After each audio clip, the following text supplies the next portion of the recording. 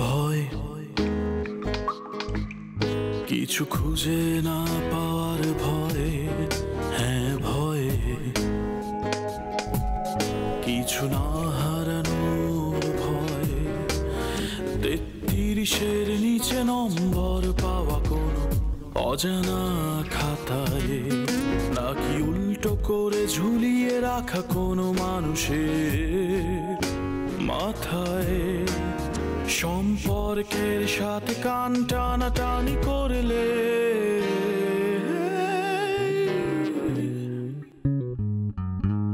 সম্পর্কের হবে ক্ষয়, সম্পর্কের হবে ক্ষয়, সম্পর্কের হবে ক্ষয়,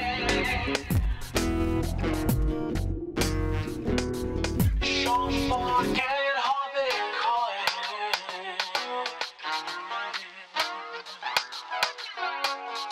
ভয়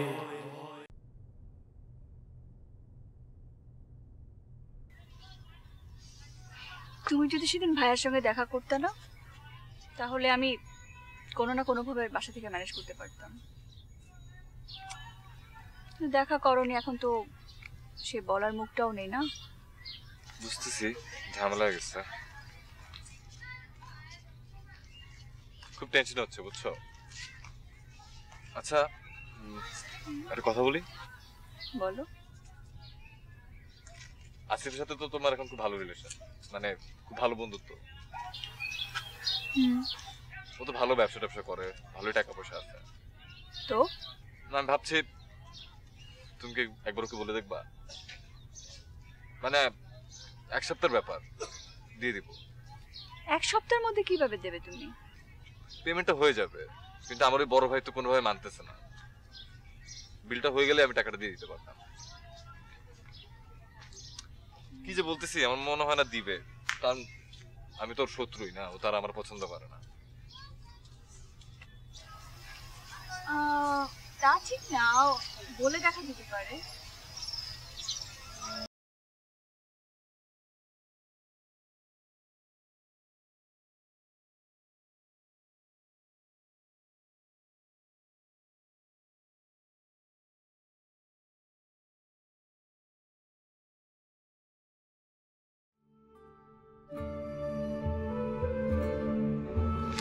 আরে শানু ভাই, হোসেন ভাই, বলছি কিছু বলবেন?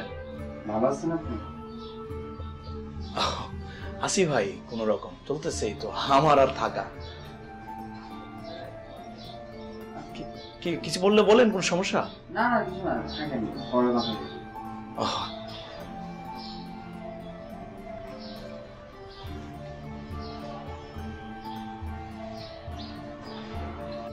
ভাই যে আপনি এখানে যে সারাদিন কাজ করেন, বাসায় যান না, এখানেই বসে থাকেন, মাসের পর মাস আপনাকে দেখি এখানেই ডিউটি করতে, আপনি কি বাসার কথা একটু মনে পড়ে না?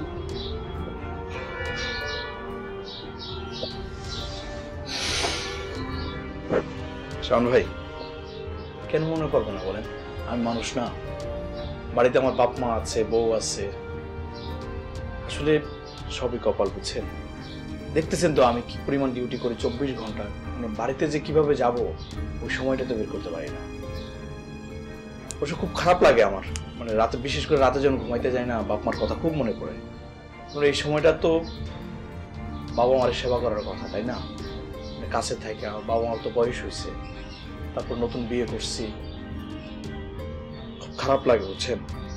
আসলে সবই কপাল, কপালে না থাকলে তো আর কোনো কিছু করা সম্ভব হয় না। তারপরে একটু ভালো লাগে যে মাস শেষে 2টা টাকা পাঠাইতে পারি বাড়িতে, ওই টাকাতে বাপ মা চলে, বউ চলে, একটু ভালো লাগে ভাই। তো একটু যাইতে বলে ভালো লাগতো আর কি করবো, সবই কপাল।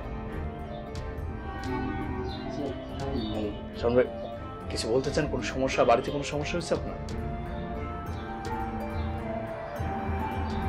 শানু ভাই,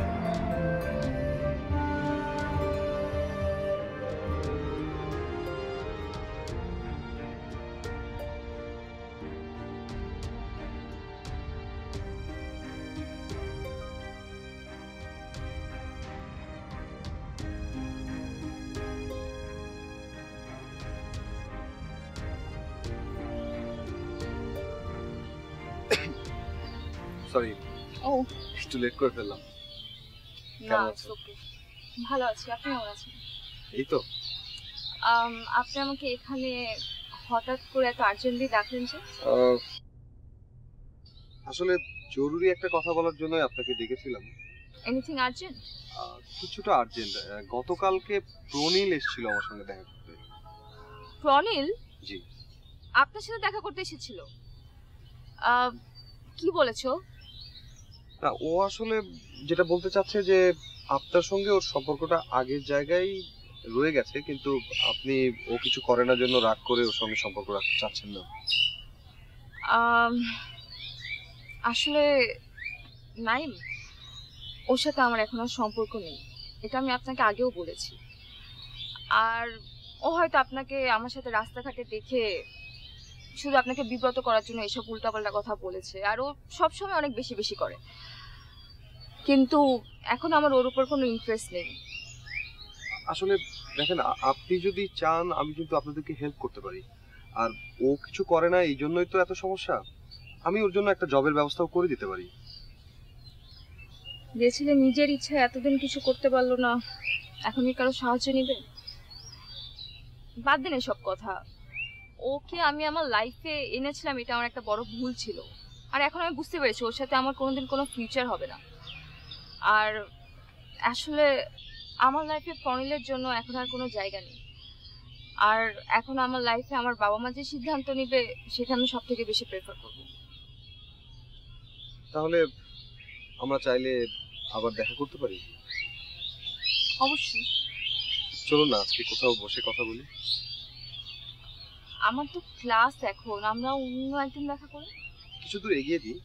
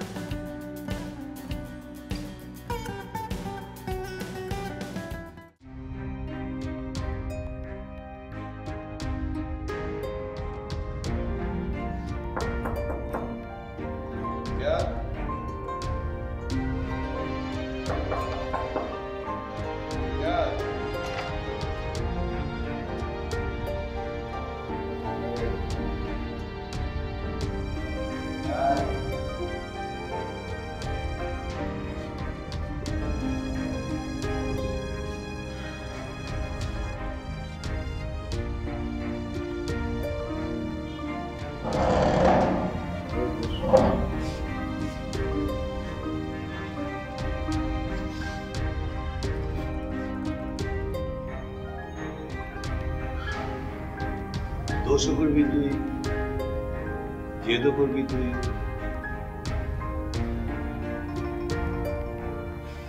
তোর এই জন্য অভিমান তোর খাওয়া দাওয়ার উপর। বাসার সবাইকে তুই কষ্ট দিচ্ছিস কেন?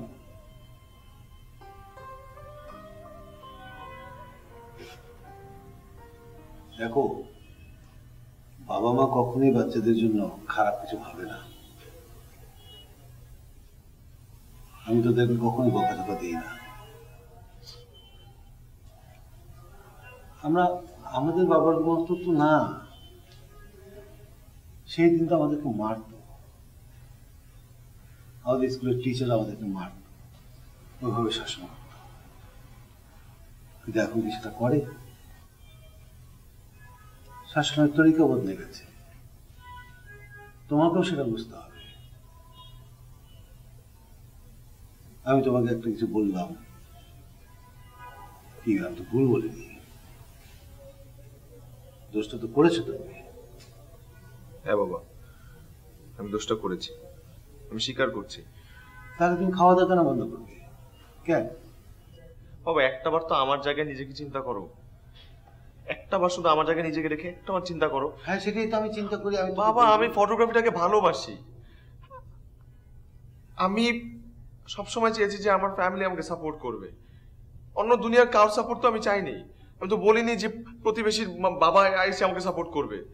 কিন্তু আমি আজকে যে দোষটা আমি করেছি, আমি তোমার সামনে মাথা পেতে নিচ্ছি। তুমি যেটা ইচ্ছা আমাকে তুমি আমাকে শাস্তি দাও, আমি মাথা পেতে নেবো। কিন্তু বাবা, আমি দোষটা কেন করেছি? আচ্ছা, আমাকে একটা জিনিস বল, তুই আমাকে একটা জিনিস বল, তুই ফটোগ্রাফি করে এই জীবনে কি করবি তুই? অন্যদের বাচ্চাদের দেখ ডাক্তার হয়, ইঞ্জিনিয়ার হয়, আমি তো তোকে ইঞ্জিনিয়ারই বানাতে চেয়েছি না। বাবা এটা কনজারভেটিভ মাইন্ডের একটা চিন্তা ভাবনা। এখনই তো ফটোগ্রাফি করে মানুষজন জীবনযাপন করছে, এটা তাদের পেশা। তুমি কি বলছো বাবা? বাইরের দেশে ফটোগ্রাফি করে মানুষ জীবন ধারণ করছে বাবা, কেন আমরা পারবো না? আমি এই জিনিসটাকে ভালোবাসি। তুমি যদি প্রথম থেকে আমাকে সাপোর্ট দিতে তাহলে হয়তো বা আজকে আমার এই দিন দেখা লাগতো না, হয়তো বা তোমার সামনে আমি হাস্যোজ্জ্বল ভাবে আমি তোমার সামনে কথা বলতে পারতাম। কিন্তু আমি যেরকম চুপ করে থাকি, অলওয়েজ আমার মধ্যে একটা গিল্টি ফিলিং কাজ করে, কারণ আমি দোষ করি সেটা আমি বুঝতে পারছি। কিন্তু বাবা আমি তো ভালোবাসি ফটোগ্রাফিটাকে, আমি তো চাই তুমি। ভালো কথা, তোমার একটা শখ থাকতেই পারে। তার মানে কি পড়াশোনা বাদ দিয়ে? পড়াশোনা ছাড়া কি জীবন চলবে? ফটোগ্রাফি তোমাকে তোমাকে কিসের সাপোর্ট দিবে আমি জানি না বাবা। ফটোগ্রাফি এখন আর আমার শখের মধ্যে সীমাবদ্ধ নেই, এটা আমি প্রফেশন হিসেবে নিতে চাই বাবা। প্রফেশন? জি। ফটোগ্রাফি? জি। বাংলাদেশে? জি।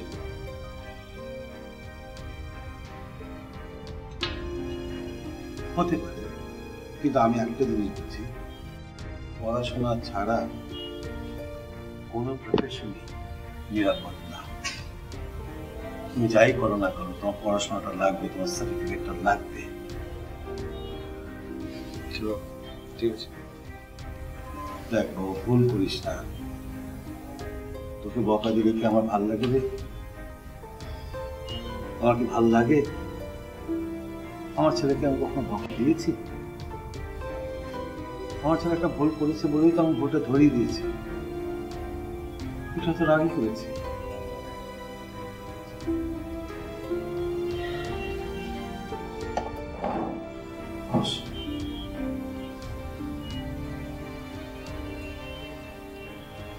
তোর যদি ইচ্ছে করে ফটোগ্রাফি করতে, তুই অবশ্যই করবি।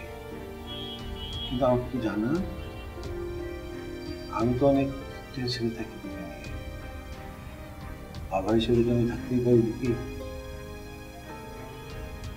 তোর যদি ওইটাই মন চায়, তুই ওটাকে প্রফেশন হিসেবে নিতে চাস, আর যদি তুই তাতে খুশি থাকিস, আর সমস্যা তো নেই। আমি তোকে কখনো বাধা দেব না। কি বল? কিন্তু বাবা কখনো আমাকে কোনো কিছু লুকিয়ে করিস না। আমাদের মধ্যে যেন কোনো রকমের বিভেদ, ভাগ এগুলো না থাকে। যাও, খাবারটা খেয়ে নিস। হ্যাঁ,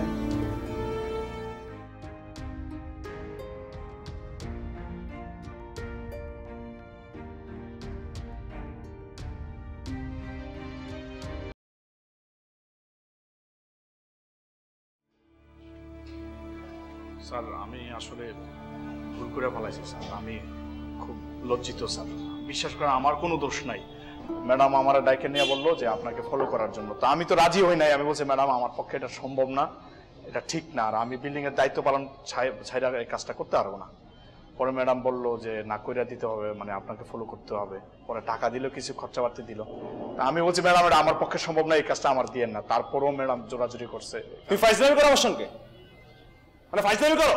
স্যার ম্যাডাম পাগল হয়েছে যে ম্যাডাম তোমাকে শুধু শুধু টাকা দিবে আমাকে ফলো করার জন্য? তুমি কিচ্ছু বলো না ম্যাডামকে? না তোমাকে আমি সেদিন বলছি তুমি নিশাকে কিছু বলবো না এসব ব্যাপারে। হ্যাঁ, তোমাকে বললাম যে আমার কলিগ আমাকে নামাই দিয়ে গেছে, তুমি উল্টা পাল্টা লাগাইছো না? একটা ছোট্ট বিষয়কে তুমি এত বড় করে দিছো, তোমার তো কাজে এটা। তুমি করো কি সারাদিন বিল্ডিং এ বসে বসে? এই সারাদিন কিচ্ছু করো না, করো তুমি? স্যার আমি সারাক্ষণ বিল্ডিং এর প্রতি তোমার কোনো দায়িত্ব আছে? হ্যাঁ, সারাদিন বসে বসে কে ঢুকতেছে, কে বাইরেতেছে, ফখরুল সাহেব কি করছে, অমুক কি করছে, তমুক কি করছে। আরে আমার কলিগ কি আমার নামাই দিয়ে যেতে পারো না? জি স্যার পারে। তাহলে তুমি উল্টা পাল্টা বলছো কেন? তোমার না বললাম তুমি উল্টা পাল্টা বলবো না? স্যার আমি ম্যাডামরা তো বলছি। আরে ম্যাডামরা বলছো মানে কি? তুমি জানো না ম্যাডাম অসুস্থ? স্যার ম্যাডাম অসুস্থ। ম্যাডাম অসুস্থ তুমি জানো না মানে বিল্ডিং এ বসে বসে কি করো তুমি? হ্যাঁ, বিল্ডিং এ তো কোনো দায়িত্ব পালনই করো না, আসো খালি এর কথা ওকে বলা, ওর কথা ওকে বলা, এসবের মধ্যে আসো। তোমারে আমি সেদিন এভাবে বুঝালাম যে এইসব ব্যাপারে উল্টা পাল্টা তুমি বলবো না কিছু। আমি তো সেদিনই বুঝছিলাম তুমি আমার মিন করে কথাটা বলছিলা। না স্যার এটা ঠিক না। আরে এটা ঠিক না মানে কি? নাহলে তুমি উল্টা পাল্টা বলবো কেন? তুমি যদি না বলো সে জানলো কিভাবে? আমাকে বলো সে জানলো কিভাবে? স্যার আমি জানি না ম্যাডাম কিভাবে জানা। আরে তুমি জানো না কি? তুমি বলো না কি? শয়তান এসে বলছে, বুঝে গিয়ে বলছে তারে। স্যার আমি এমন কিছু করি না। তুমি যে এটাই করো এটা তো আমি জানি, সারাদিন বিল্ডিং এ বসে বসে এটাই করো। বিল্ডিং এ পানি নেই, বিল্ডিং এ তালা নষ্ট, বিল্ডিং এ লিফট নষ্ট, তোমার কোনো খবর নাই, তুমি খালি সেই সবের মধ্যে। স্যার আমি তো দায়িত্ব পালন করি। কিসের দায়িত্ব পালন করো? তোমাকে কে বলছে এইসব দায়িত্ব পালন করার জন্য? হ্যাঁ, খালি মানুষের মধ্যে প্যাচ লাগানো, এটা তোমার দায়িত্ব। স্যার ম্যাডামের কথা শুনতে। আরে ম্যাডামের কথা পরে শোনো, তুমি আমার কথা শোনো। ইসলামি করো, নিজের ডিউটি নিজে করো, উল্টাপাল্টা কথা কান কম দাও। ম্যাডাম আমি বলছি যে আমি। আরে ম্যাডাম বাদ, তুমি তোমার ডিউটি করো।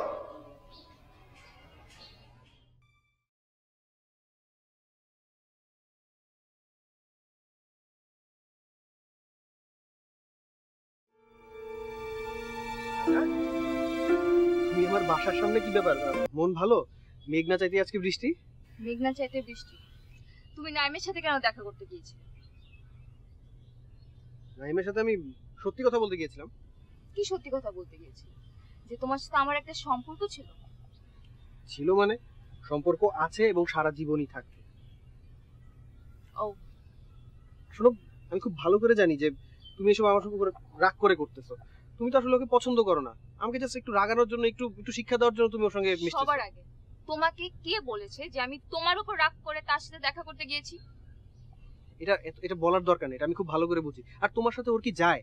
কত বয়স্ক, আর এমন তো হামরি কোনো ছেলে না। এক্সকিউজ মি, তুমি যে ওকে এতটা তুচ্ছ করে দেখছো, তুমি কি করো? সে এত কষ্ট করে নিজের যোগ্যতায়, নিজের পরিশ্রমে আজকে এত দূর এসেছে, তার নিজে একটা ফার্ম আছে। তোমার কি আছে? তুমি কি করেছো? শুধু অল্প বেতনের একটা চাকরি করো, সেটাই? যেই বেতনে তুমি নিজেই চলতে পারো না, সেখানে একটা বউ কি করে পালবা? আমি বললাম না আমাকে 6টা মাস টাইম দাও। আর উনি তো, ওনার বয়স দেখছো, উনি তো আমার 10 বছরের বড়। আমি 10 বছর যদি চাকরি করি, ওনার চেয়ে, মানে উনি যে ফার্ম দিতে, তার চেয়ে 10 গুণ বড় ফার্ম দিতে পারবে। রনিল, তোমাকে আমি এর আগেও বলেছি, আমি তোমাকে আর 6 মাস কেন, 6 দিনও টাইম দিতে পারবো না। আচ্ছা প্লিজ, আমি একদম ঝগড়া করার মোড়ে নেই। তুমি জাস্ট এত বছর আমাকে টাইম দিয়েছো, জাস্ট আর 6টা মাস টাইম দাও। 6টা মাস পরে আমার চাকরিটা কনফার্মেশন হবে, বেতনও অনেক বেড়ে যাবে। তখন গিয়ে আমি তোমার বাবার কাছে তোমার হাতটা চাবো। রনিল, তুমি একটা চাকরি করো, কত টাকা বেতনে করো ঠিক আছে, আমি অ্যাডজাস্ট করে নেব। কিন্তু এই 6 মাস যে তুমি আমার কাছে চাচ্ছ, এটা আমার কাছে না চেয়ে আমার বাবার কাছে চাও। আমার বাবার কাছে গিয়ে বলতে পারবে যে আমি আপনার মেয়েকে বিয়ে করতে চাই? ততটুকু গার্ডস আছে তোমার? যদি ততটুকু গার্ডস থাকে তাহলে যাও। আমার কোনো প্রবলেম নেই তুমি কি করো, তোমার বেতন কত, সিরিয়াসলি তুমি আমার বাবার কাছে গিয়ে বলো আমি আপনার মেয়েকে বিয়ে করতে চাই, আমি এই চাকরি করি, আমার বেতন এত, শেষ। এতটুকু যদি গার্ডস থাকে তাহলে যাও।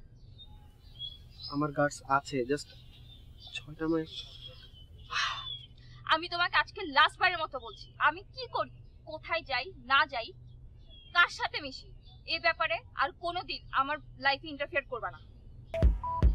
বাই। যাও যাও যাও, তোমার বাসায় যেতে হবে তো আমি যাবো।